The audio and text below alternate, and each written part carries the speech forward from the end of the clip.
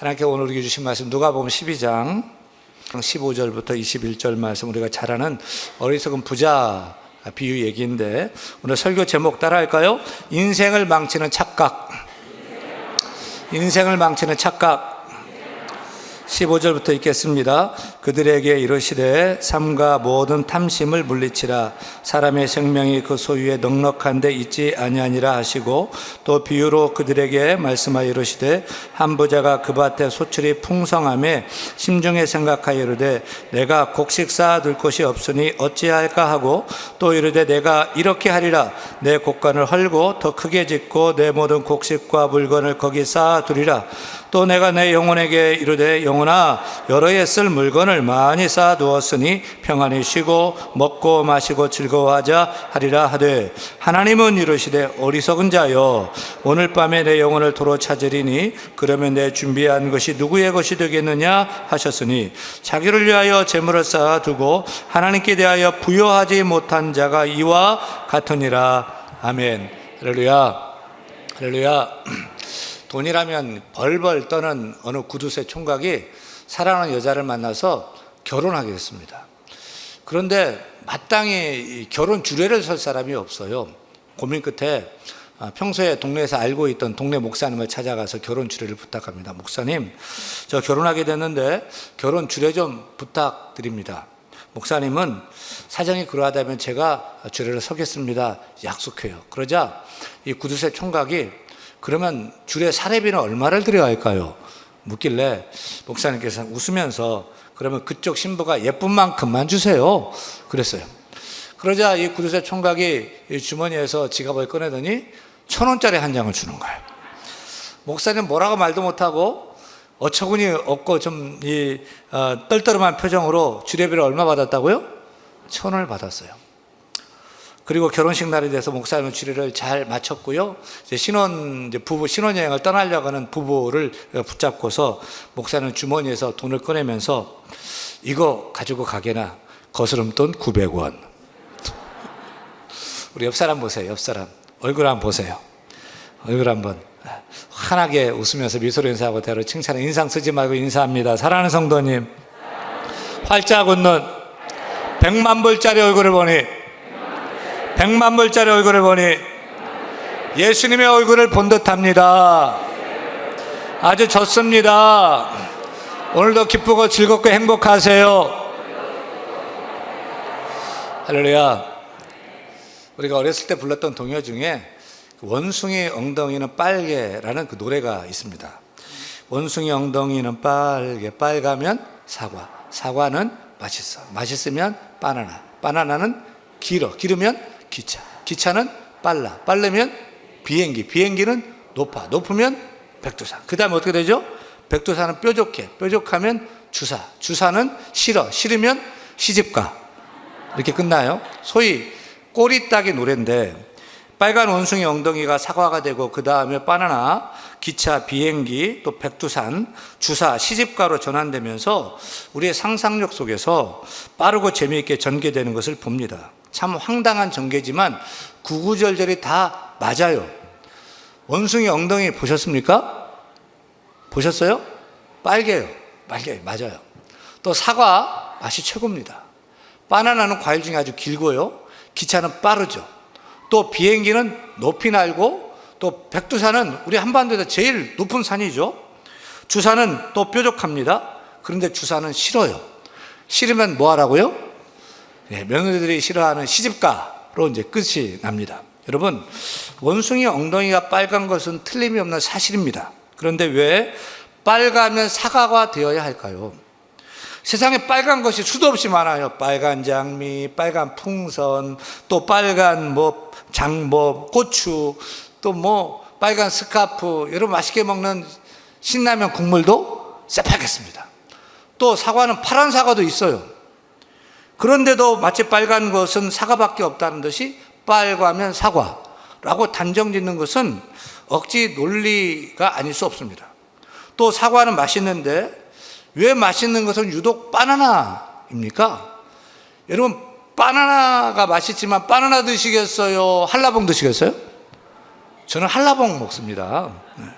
그뿐만이 아니죠. 바나나가 기차가 되더니 비행기가 되고, 또 비행기가 백두산이 되고, 백두산이 주사로, 주사가 시집가로 바뀌는 것은 엄청난 논리의 비약이 아닐 수 없어요. 생각해 보세요. 원숭이 엉덩이가 백두산이 되고 주사가 되고 시집가로 되는 거예요. 엄청난 논리 비약이에요.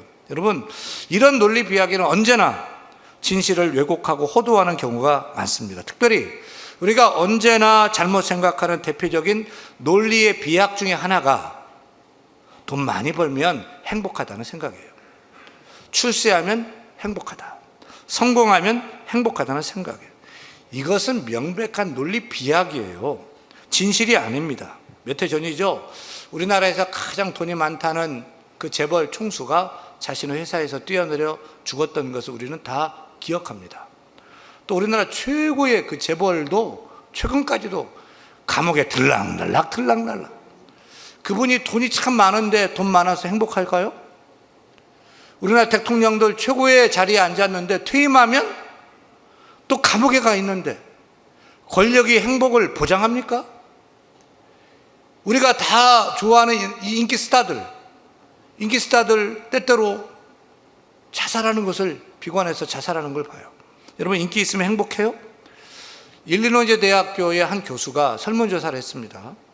미국에서 400위 안에 있는 부자 재벌들에게 당신은 얼마나 행복하십니까? 라고 물었어요. 결과를 보니까 미국의 억만장자들의 행복지수, 백만장자가 아니고 억만불의 행복, 그 사람들의 행복지수가 한 달에 10,000원이면 먹고 사는 에티오피아 사람들의 행복지수와 같더라는 거죠. 여러분, 돈 많은 사람이 반드시 행복하다 사실입니까? 출세하면 인기 많으면 행복하다 사실입니까? 아닙니다. 이것은 우리의 명백한 잘못된 논리의 비약이고 엄청난 착각입니다. 물론 사람마다 다 착각 속에 살아요. 그래서 허태균 씨가 쓴 가끔은 제정신이라는 시에 보면 이런 글이 있어요. 나는 평균이라는 착각, 나는 아니라는 착각, 나는 좋은 사람이라는 착각, 우리는 하나라는 착각, 나는 착각하지 않는다는 착각. 하지만 착각하는 자에게 복이 있다. 착각은 자유다. 착각을 즐겨라. 그래요. 우리가 다 착각하며 사는데 착각은 자유입니다. 착각을 즐기세요. 하지만 우리가 절대로 착각해서는 안 될 일이 있어요. 팍팍한 인생을 살면서 착각도 필요한데 정말 인생을 망치는 착각이 있어요. 여러분, 우리 인생을 망치는 착각은 무엇입니까? 우리 주님께서는 당신의 백성과 당신의 자녀들이 그런 착각 속에서 인생을 망치지 않기를 원하면서 오늘 어리석은 부자 이야기를 말씀하세요. 우리가 잘 아는 얘기죠. 어리석은 부자예요. 땅 부자예요. 논도 많고 밭도 많고. 그래서 봄에 심었는데 엄청 가을에 추수를 많이 했어요. 얼마나 좋아요. 그래서 이 많은 수출을 어떻게 할까 행복한 고민을 하다가 좋은 계획을 세웁니다. 야, 창고를 헐고 다시 크게 짓자. 그래서 새 창고에 가득히 쌓아두자. 그러면서 이 부자 농부가 이렇게 생각합니다. 누가복음 12장 19절 말씀 같이 읽습니다. 또 내가 내 영혼에게 이르되 내 영혼아 여러 해 쓸 물건을 많이 쌓아두었으니 평안히 쉬고 먹고 마시고 즐거워하자. 얼마나 좋아 보여요. 얼마나 행복해요. 먹고 쉬고 걱정할 거 없다. 그런데 그 다음 절에 하나님이 그 부자를 행복한 자여 라고 부르는 것이 아니라 뭐라고 불러요? 20절 읽습니다. 하나님은 이르시되 어리석은 자, 부자잖아요. 많이 거뒀잖아요. 이제 걱정 없잖아요. 행복해야 되잖아요. 행복한 자가 아니라, 지혜로운 자가 아니라, 준비했는데 그것이 아니라 뭐래요? 어리석은 자요. 왜 어리석다고 얘기하십니까? 그 다음에 같이 읽습니다. 오늘 밤에 내 영혼을 도로 찾으리니 그러면 내 준비한 것이 누구의 것이 되겠느냐? 야, 넌 뭘 잘 모르는구나. 너는 착각을 단단히 하고 있구나. 우리가 볼 때 참 똑똑하고 행복한 부자인 것 같은데 왜 하나님은 이 부자를 어리석다고 하실까요? 왜냐하면 이 부자는 계획적이고 똑똑하고 행복해 보이는데 자신의 인생을 망치는 두 가지의 잘못된 착각 속에 살고 있기 때문입니다. 여러분, 이 부자 농부의 두 가지의 잘못된 착각은 무엇입니까? 첫 번째 착각은 돈이 많고 부유하고 세상적으로 성공하면 자신은 아무런 문제 없다, 나는 행복할 것이다는 착각이에요. 두 번째 착각은 자신은 결코 죽지 않고 죽더라도 나중에 죽을 것이라는 착각. 또 죽더라도 천국 지옥 생각하지 않는, 천국 지옥은 없다고 생각하는 착각 속에 살았던 거예요. 그렇다면 우리 대안의 성도들은 우리 인생을 망치는 이런 어리석은 착각을 바로 잡아야 할 것이 아닙니까? 그래서 우리는 어리석은 자가 아니라 다 지혜로운 자가 되어야 될 줄로 믿습니다. 먼저 어리석은 농부가 갖는 착각, 또 세상 많은 사람들이 갖는 그 첫 번째 착각은 무엇입니까? 돈이 많고 비싼 차 타고 유자차 타고 고급 빌라에 살고 또 물질적으로 잘 살게 되면 우리가 진정 행복하게 될 것이라는 착각이에요. 믿는 우리도 그런 착각 속에서 사는 경우가 많아요. 물론 전제해야 될 것은 부자로 사는 것이 결코 죄가 아니라는 사실입니다. 내가 열심히 일해서 부를 이룬 것은 하나님의 축복임을 깨닫기를 바랍니다. 대안의 모든 성도들 다 부자 되시길 바랍니다. 부자 되시길 바랍니다. 아멘 한 사람만 부자 될 줄로 믿습니다. 성경에 보면 아브라함도 부자였어요. 이삭도 부자, 야곱도 부자였어요. 요셉도 부자였어요. 구약만이 아니라 신약에서도 예수님께 무덤을 내어드렸던 아리마대 사람 요셉, 그 사람도 부자였어요. 또 초대 예루살렘 교회의 바나바 사도, 바나바도 큰 부자였어요. 성경은 부자였던 그들을 책망하지 않습니다. 그들의 부를 하나님이 주신 축복으로 인정합니다. 그들의 부를 칭찬도 합니다. 부자로 사는 것이 어리석은 일이 아니죠. 그런데 왜 하나님은 오늘 성경에 나오는 이 부자를 어리석다라고 하실까요? 돈 많으면 행복할 것 같은데 왜 어리석은 착각을 하고 있다고 하실까요? 또 인기 많고 출세가 하면 좋을 것 같은데 왜 어리석은 착각일까요? 왜 그래요? 돈, 명예, 인기, 권력, 그 세상 것으로는 우리 영혼의 참 만족, 참 행복을 보장하지 못하기 때문인 것입니다. 왜요? 우리 인간은 영적인 존재로 만들어졌기 때문이에요. 우리 몸이, 우리 인생이 물질적인 존재라면 돈으로 채우면 기쁠 거예요. 또 인기로, 명예로 세상 거를 채울 때 만족하면서 너무너무 행복할 거예요. 그런데 여러분 기억하세요. 하나님 우리를 만드실 때, 창조하실 때 영이신 하나님께서 하나님의 형상을 따라 하나님의 모양대로 우리 사람을 영적인 존재로 만들었기 때문에 우리에게 물질이 필요하지만 그 물질이 우리에게 만족 주고 기쁨 주고 참 행복을 주는 것이 아닌 것입니다. 그럼 영적인 존재는 무엇으로 채울 때 만족함을 얻습니까? 영으로 채워야 될 줄로 믿습니다. 영적인 것으로 채워야 될 줄 믿습니다. 20절 말씀이죠. 우리 20절 말씀, 21절입니다. 21절 같이 읽겠습니다. 자기를 위하여 재물을 쌓고 하나님께 대하여 부여하지 못한 자가 이와 같으니, 여기서 답을 찾을 수 있어요. 참된 행복은 이 땅에서 쌓은 재물로 오는 것이 아니라는 것이죠. 인생의 참 만족과 행복은 우리 영혼이 영이신 하나님으로 우리 영혼이 채워질 때예요.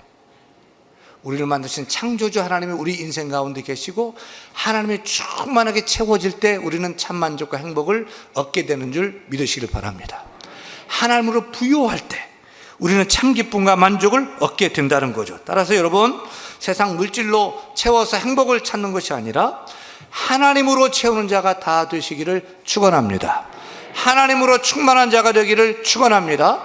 하나님으로 부유한 자가 되시길 바랍니다. 예수로 부유한 자가 되시길 바랍니다. 예수로 충만한 자가 되시길 바랍니다. 성령으로 충만한 성령이신 기쁨을 얻기를 소원합니다. 이번에 교회에서 배려해 주셔서 미국의 나성 열린문교회에 전교인 수련회를 인도하고 잘 건강히 돌아왔어요. 감사해요. 나성 열린문교회가 30년 된 교회인데 1년에 2차례 부흥회 집회를 한답니다. 연초에 한 번 하고요, 이번 6월 말에 전교인 수련회처럼 그렇게 큰 집회를 한 번 하는 거예요. 제가 알기로는 그 교회는 한국교회 총회에 기라성 같은 그런 목사님들이 다 부흥회 집회를 인도하셨던 그런 아주 유명한 미주사에서 영향력 있는 그런 교회거든요. 근데 그 목사님께서, 박헌성 목사님께서 이렇게 말씀을 해요. 교회가 세워지고 윤영민 목사님이 가장 젊은 강사 목사님으로 오셨어요. 제가 제일 젊었대요.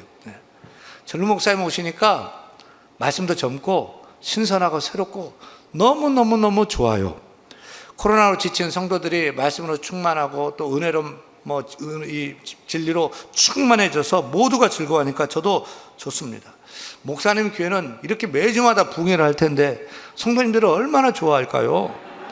목사님 너무 좋았어요. 목사님 다음에 또 오세요. 이렇게 말씀하셔요. 여러분, 이 말씀 중에서 제일 듣기 좋았던 말이 뭘까요? 목사님 다음에 또 오세요? 그게 아니고 윤 목사님 교회는 이렇게 좋은 부흥회를 매주마다 할 것 같은데 성도들이 얼마나 좋아하실까요? 라고 하셨는데 우리 성도들이 정말 그랬으면 좋겠다 하는 그런 마음을 가졌습니다. 여러분 정말 그렇습니까?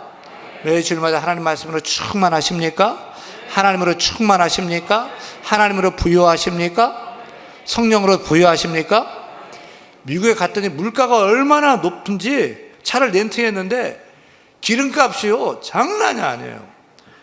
끔찍하게 올라가지고 이거 만땅으로 가득 채우려고 하는데 공포스러워가지고 기름 한번 넣을 때마다 공포 수준이었어요. 하지만 여러분 오늘 예배 시간은 하나님으로 가득 채우고 하나님으로 가득 채워서 세상으로 나아가시기 바랍니다.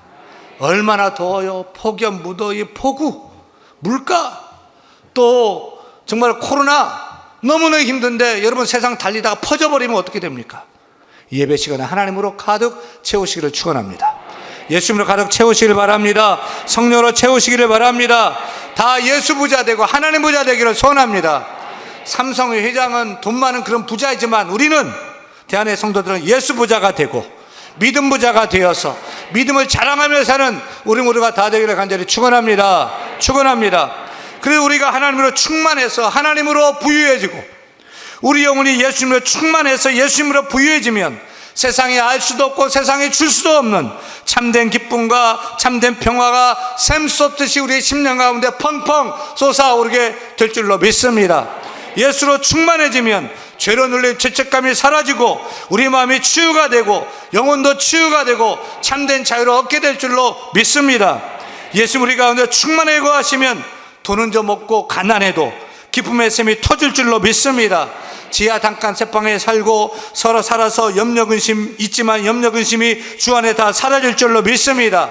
두려움도 떠나고 저주도 떠나고 아멘 불안도 떠나고 질병도 떠나고 이렇게 나와 예배드리기만 해도 기분이 좋고 새 힘이 나고 밤만 나고 산만 나고 할렐루야 자신감도 생기고 다시 일어설 용기도 얻게 될 줄로 믿습니다. 믿습니다. 그래 쓴물 나는 인생이 주 안에서 단물 나는 인생으로 변화되는 역사가 날마다 주일마다 부어지기를 간절히 축원합니다. 사랑하는 여러분 하나님으로 충만해서 하나님으로 부유한 자가 되시길 바랍니다. 예수로 충만해서 예수로 부유한 자가 되시길 바랍니다. 성령으로 충만해서 성령으로 부유한 자가 다 되시기를 간절히 축원합니다. 인생을 망치는 두 번째 착각은 무엇입니까? 어리석은 부자 농부의 두 번째 착각은 무엇이었죠?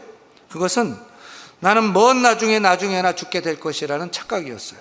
그리고 설령 언젠가 죽지만 죽으면 끝이지 천국 지옥 같은 것을 고려 생각하지 않는 그런 착각 속에 살았던 거예요.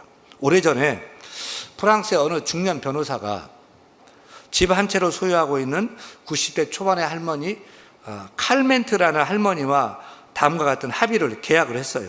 그 계약 내용이 뭐냐면 변호사는 변변치 않은 수입으로 근근히 어렵게 살아가는 그 할머니에게 매월 충분한 생활비를 드리고 그 대가로 그 할머니가 죽으면 그 변호사가 그 집을 양도받기로 계약을 했습니다. 제가 볼 때도 서로에게 좋은 그런 계약인 것 같아요. 할머니는 얼마 남지 않은 여생을 충분한 수입으로 살 수 있어서 너무 좋은 것이고 또 변호사는 죽을 날에 얼마 남지 않은 고령의 할머니의 집을 매우 싼 값에 사게 되는 계약이었습니다. 그런데 그 변호사에게는 불운하게도 칼멘트라는 할머니는 현대사회에서 가장 장수한 사람이었습니다. 1997년에 돌아가셨는데 나이가 122세에 돌아가셨어요. 계약을 하고도 30년을 살았어요. 그래서 그 변호사는 집값 시세보다도 더 많은 돈을 지불해야 했고 급기야 할머니보다 변호사가 먼저 죽어서 결국 그 집을 소유하지 못하고 죽고 만 것입니다. 여러분, 내가 젊으니까 오래오래 살 것 같죠? 착각하지 마세요. 이 땅에 오는 순서 있어도 가는 순서는 없어요. 어리석은 부자는 착각했어요. 돈 많이 벌어놓고 편히 쉬고 먹고 즐기면서 오래오래 살 줄 알았어요. 근데 성경은 이렇게 말하죠. 20절 같이 읽습니다. 하나님은 이르시되 어리석은 자여 오늘 밤에 내 영혼을 도로 찾으리니 그러면 내 준비한 것이 누구의 것이 되겠느냐. 여러분, 생명의 주인 되신 하나님께서 오늘 밤에라도 우리 영혼을 부르시면 우리 어떻게 돼요? 끝나는 거예요. 갈 수밖에 없어요. 다른 방도 없어요. 나는 오래오래 살 것이라고 착각하지 마세요. 언제 죽을지 몰라요. 우리는 그저 오늘을 허락하신 하나님께 감사하면서 오늘을 성실하게 믿음으로 살아야 될 줄로 믿습니다. 내일 주시면 땡큐고 내일이 보장되어 있지 않는 거예요. 오늘이 마지막인 것처럼 우리는 믿음으로 그렇게 살아야 될 줄로 믿습니다. 또 한 가지는요, 이 땅에 태어나 이 땅에 살다가 죽으면 그냥 끝입니까? 정말 죽고 나면 끝입니까? 그렇지 않아요. 착각하지 마세요. 사람의 육신은 썩고 무너져 죽지만 우리 영혼은 죽지 않습니다. 우리 죄인이 죽은 이후에 우리 영혼은 어떻게 되죠? 히브리서 9장 27절 말씀 같이 읽습니다. 한 번 죽는 것은 사람에게 정해진 것이요 그 후에는 심판이 있으리. 죽은 후에 뭐가 있다고요? 심판이 있어요. 죽고 심판받고 그 다음에 어떻게 돼요? 끝나는 거예요? 아니에요. 계시록 20장 13절 14절 말씀 읽습니다. 각 사람이 자기의 행위대로 심판을 받고 사망과 음부도 불못에 던져지니 이것은 둘째 사망 곧 불못이라. 그렇습니다. 심판받고 그 죄악된 영혼은 영원히 꺼지지 않는 불못에 던져지게 된다는 거예요. 기억하세요. 죽음 건너편에 우리를 기다리는 것이 두 가지예요. 하나는 영원히 꺼지지 않는 불못, 또 다른 하나는 하나님의 영광의 나라 천국이 기다리고 있어요. 사랑하는 여러분, 천국과 지옥이 있다고 믿습니까? 믿습니까? 저는 천국만 있고 지옥은 없었으면 좋겠는데 성경은 천국도 있고 지옥도 있다고 분명하게 말합니다.